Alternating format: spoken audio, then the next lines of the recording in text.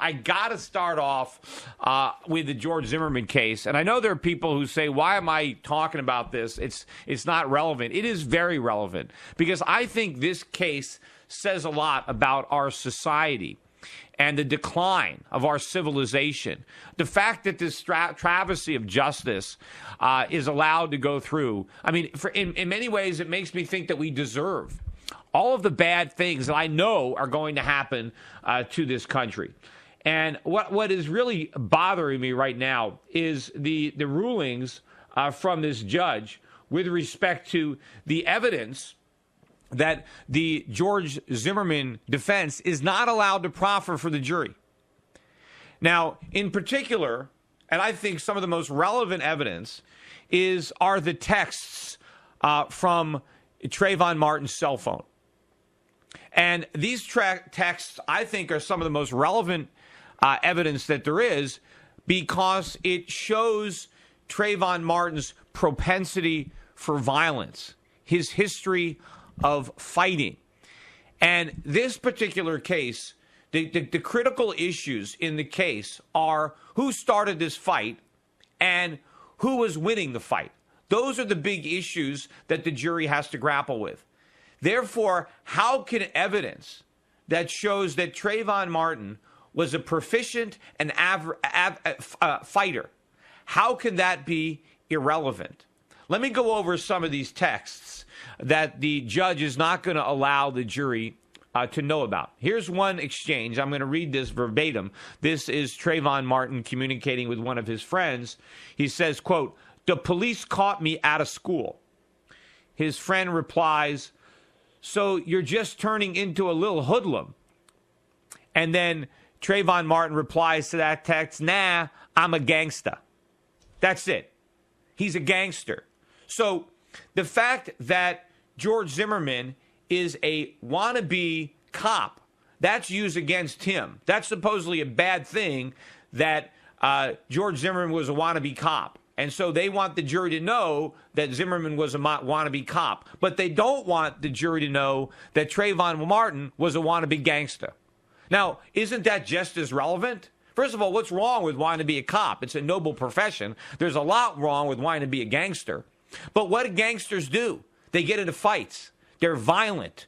He wants to be a gangster. He wants to beat people up. Well, that's what happened in this situation. How can his self-professed desire to be a gangster not be admitted? How can that be irrelevant to this case? Here's another text. This one from his older brother, his older half-brother, who's 4 or 5 years his senior. Here's the text that Trayvon Martin's older brother sends him. Quote, "When are you going to teach me how to fight? When are you going to teach me to fight?" So when your older brother wants you to teach him how to fight, you're a damn good fighter, right? Because your older brother, normally the older brother would teach the younger brother. I mean, you don't ask somebody to teach you to fight unless you know they're a good fighter. Well, how would you know that Trayvon Martin was a good fighter? Because he's been in a lot of fights. He's beaten a lot of people up. Now, George Zimmerman's, the owner of the gym where he works out, testifies basically that George Zimmerman couldn't fight his way out of a paper bag. Yet Trayvon Martin's older brother thinks so much of his younger brother's fighting prowess that he wants him to give him fighting lessons. How can this be irrelevant? Now, here's some more. Here's another one of these. This is another text. And again, I'm only talking about the texts that deal with violence. I'm not talking about the ones that deal with pot smoking. I'm talking about the violence. These are the most relevant texts that there were. Okay, here, this last one. Trayvon Martin is texting with a friend of his about a fight that he just had. Here's the texts. Quote, "I lost the first round, but I won the second and third." So he's fighting in rounds. This is like an organized bout that he's participating in. 3 rounds. Now, this is what his friend texts back, who's I think it's a female. She says, so it was 3 rounds. Damn. Well, at least you won. LOL. But you need to stop fighting. Now, she's telling him that he needs to stop fighting. which is a sign that she knows that he's fighting a lot, that this 3-round match that he just had was not a unique occurrence, that is something that he does regularly. Her friend is telling him, you got to stop fighting. Here's what Trayvon replies. Nah, I'm not done with the fool. He's going to have to see me again, meaning he's going to beat him up some more. He's not finished beating this guy up.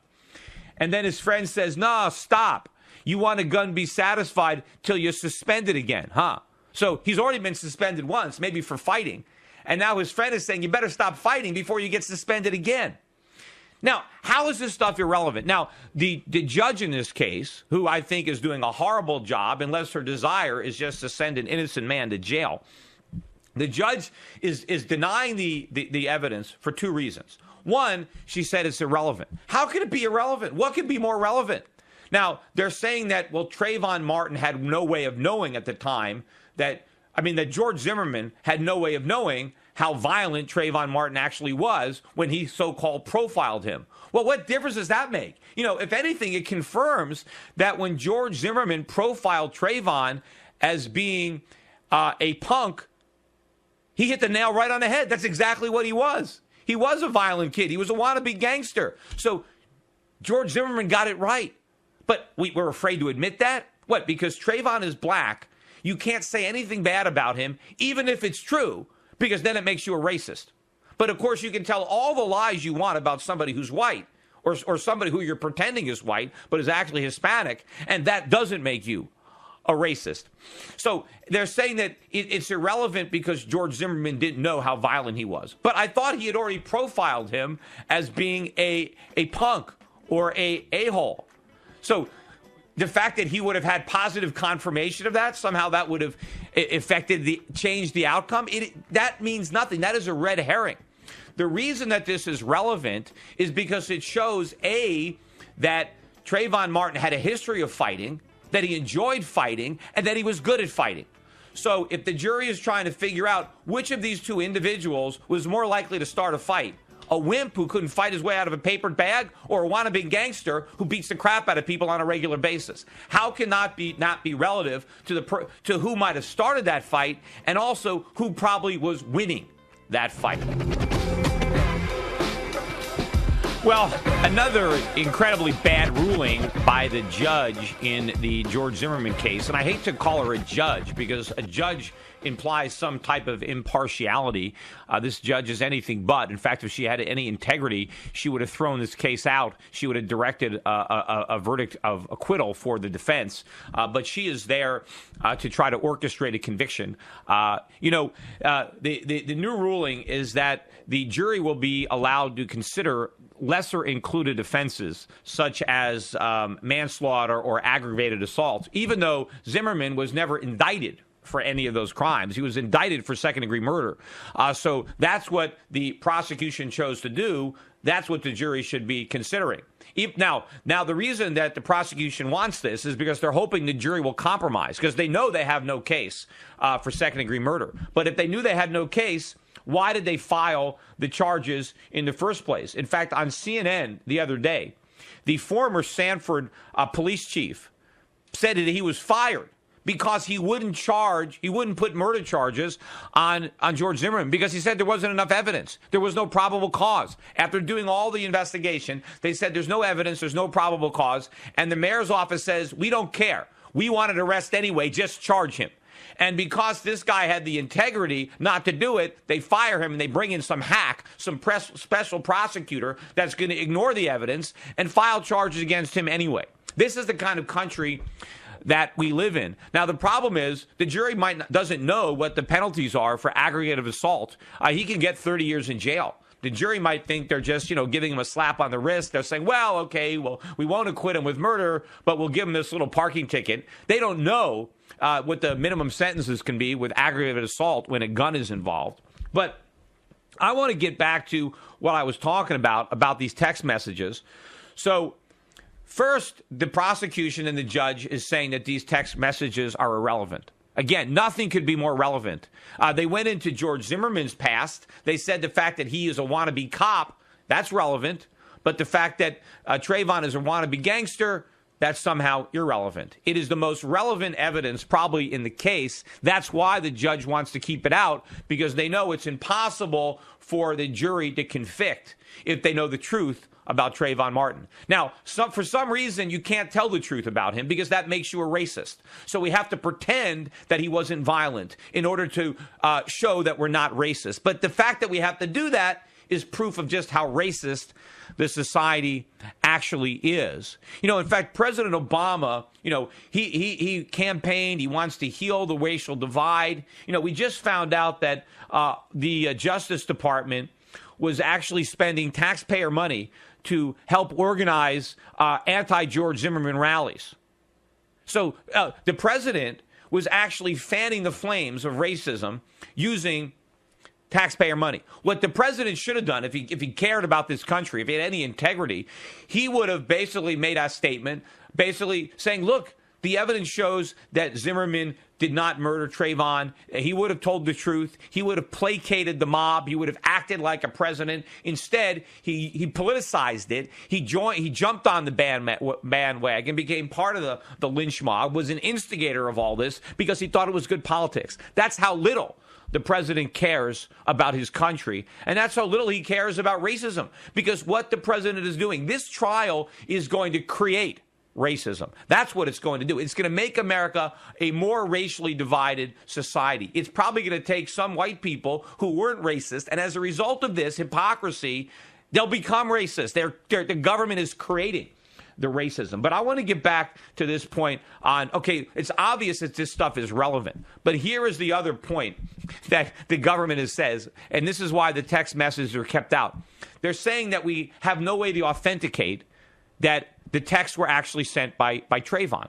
Now, one of the reasons that they didn't get to authenticate it was because the government lied, and in discovery, they didn't give this information to the defense. Even though they had it and they were required to turn it over, they didn't. Why? Because it's exculpable evidence. It's evidence that helped their case.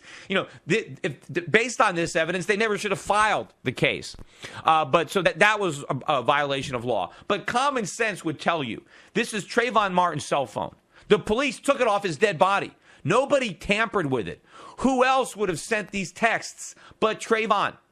And his friends are sending texts to Trayvon. Who did they think they were texting? Now, is it possible that one of Trayvon's friends borrowed his phone and as a practical joke sent texts pretending to be Trayvon? I suppose it's possible. And is it also possible that Trayvon never bothered to look at his phone and to see those texts and to let the other person know, hey, I didn't send that text. That was somebody else playing a practical joke. Is that possible? Yeah, I guess. Is it possible that space aliens came down and took George Zimmerman, Trayvon Martin's phone and sent those messages to play a joke on Trayvon Martin? Look, I guess I didn't see that. I mean, I didn't witness it. Maybe the space aliens did come down, right? There isn't 100% proof, but come on, it's his cell phone. Who else would have sent those texts? But here's the real irony. The same prosecutors that say we can't admit this evidence because we don't have 100% proof that Trayvon Martin sent the text on his own phone that the police took off his dead body. But we want the same jury to convict George Zimmerman based on their completely contrived, improbable version of what might have happened. That somehow George Zimmerman, Trayvon Martin, the wannabe gangster, was afraid of George Zimmerman, the wimp, who attacked this gangster and was beating him up. And the wannabe gangster is the one that was afraid for his life and screaming, and that George Zimmerman killed him in cold blood. They want the jury to believe that, even though there is not a shred of evidence that happened. Yet the same prosecutor is saying, oh, no, we can't admit this text messages because it's not 100% certainty that George Zimmerman sent the text, when common sense would tell you there's far more probable cause that those texts are legitimate than there is that George Zimmerman committed murder, yet the text messages aren't allowed in. Now, to me, this is reversible error. I mean, even if there's a conviction, I can't see how the whole case wouldn't be thrown out on the fact that this evidence was kept from the jury. Because the fact that it wasn't authenticated is irrelevant. Maybe you know what you do? You stop the trial, you adjourn, and you get it authenticated. Now, the question is, why wasn't the defense able to call witnesses that knew Trayvon Martin? Why didn't they call the school principal, teachers, other people that knew how violent he was, that could testify to his violence? Now, apparently they're saying this is all off limits because you're putting the victim on trial. No, you're not. The victim was George Zimmerman, and what you're doing is exposing the violent tendencies of the person who attacked him. Because the prosecution wants you to believe that Zimmerman was the aggressor and that Trayvon Martin was an innocent kid eating candy, and his past proves that that wasn't the case. It proves that the prosecution is lying. The jury doesn't know the truth. This is a national disgrace that this is going on. You know, just when you thought it couldn't get any worse in this George Zimmerman trial, this national disgrace, but now the prosecution wants, and it looks like the judge is going to allow another instruction for the jury to convict George Zimmerman of third-degree murder and child abuse. Child abuse? Trayvon Martin was not a child. Yes, he was 17 years old, but that's not a child. He was a 17-year-old wannabe gangsta, you know, who smoked pot, was interested in buying a gun, and was such a good fighter that his 5-year-old older brother was anxious for him to teach him how to fight. He was beating up people on a regular basis and bragging about it. He's a child? How did George Zimmerman abuse him? Did he abuse his fists with his face? Was that it? Was as Trayvon Martin was pounding and beating the crap out of George Zimmerman's face, was that abusive? Right? Was he hurting his hands? I mean, how did he abuse him? Now, yeah, he shot him, but after he screamed for 30 or 40 seconds and nobody was helping him, nobody came to his aid. And how did he know that Trayvon Martin was ever going to stop punching him? And so he shot him. And now it's child abuse? Look, folks, how can the media, people are so petrified of being called a racist that nobody is going to talk about this. Let me go back to the phones. I got Amy in Las Vegas, Nevada, who believes that George Zimmerman is guilty. Amy, welcome to the show. Hi. Yeah, well, actually, I wanted to say something about gangsters' culture is that there are good things to gangster culture. We live in a male society where there's a lot of negativity with violence, whatever. We forget that before the 1970s, men weren't allowed to have any and touch feelings of their emotions. You know, but gangsters. Well, I'm not. Look, dogs. Amy, well, if you're going to try to turn, gangsters yeah, but a lot gangster about respect and a lot about code of behavior and conduct. You learn these well, things I don't know, from the Amy. gangster culture. Amy, I don't know what gangsta. I don't know what gangsta. You know, positive role models, the gangs are role models. Look, well, I'm just saying the negativity of male culture is not what gangster culture is all about. But Amy, I can't even look. I don't even believe that you're saying this because part of the gangster culture is violence. Gangs are violent. They settle their disputes violently. To be violent, he would have learned a conduct of behavior, a conduct of no, come on. Conduct. I mean, come, Amy. No, Amy, you would have. And do you want yourself a dog? Amy, it's not just sniffing around. It's Amy, do you have a son? You're a sensitive Amy, creature who has to learn to be a man and be tough. Amy, if you don't stop talking, I'm just going to cut you off. Okay, all Amy, right. Do you have a son? Yes. Okay, would you like your son to join a gang to learn about male culture? My son was in the Army. That's a big gang. No, I'm not talking about the Army. No, the Army is not a gang. Well, the Army's a big street gang.